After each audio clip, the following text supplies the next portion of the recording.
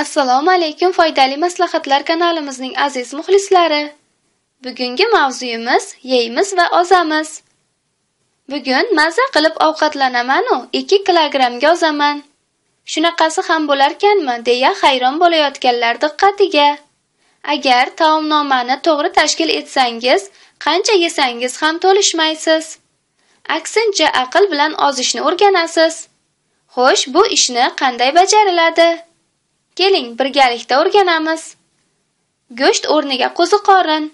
Ushbu mahsulot tarkibida xolesterinni parchalovchi litsin moddasidan tashqari 30% gacha oqsil bo'lib, bemalol go'sht bilan tenglasha oladi. Demakki, haftada 2 marta qo'ziqorinli taom, yeguliklar tayyorlab, tana vaznini me'yorida saqlash mumkin. Organizmni tozalovchi zaytun yog'i. Kechki tanovul uchun sabzavotli salat tayyorlayotgan bo'lsangiz, uni 1-2 osh qoshiq zaytun yog'i bilan aralashtirib oling. Mazkur mahsulot organizm uchun juda foydali bo'lib, ortiqcha yog'larni parchalashda asqotadi. Shuningdek, bel aylanasida ortiqcha qatlam hosil bo'lmasligini ta'minlaydi. Ortiqcha yog'larga qarshi lavlagi.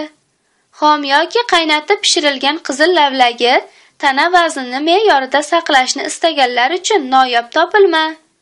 Kunora, tushlik yoki kechki ovqatga lavlagidan salat yoki taom tayyorlab iste'mol qilinsa, moddalar almashinuvini yaxshilab, qonda qand va xolesterin miqdorini kamaytiradi. Olma va nok. Bu 2 meva pektinga boy bo'lib, ochlik hissini tezda bartaraf etadi.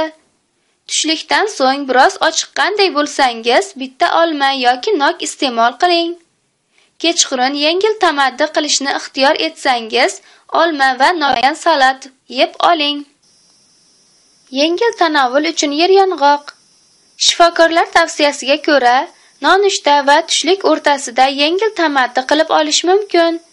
Bunda ishtahani qulflash va ochlik hissini bartaraf etish uchun yeryong'oqni tanlang. Bor yo'g'i 100 gram yeryong'oq yeysiz-u 560 kilokaloriya foyda topasiz. Ana shu bir siqimning o'ziyoq organizmda moddalar almashinuvini 11% ga faollashtiradi.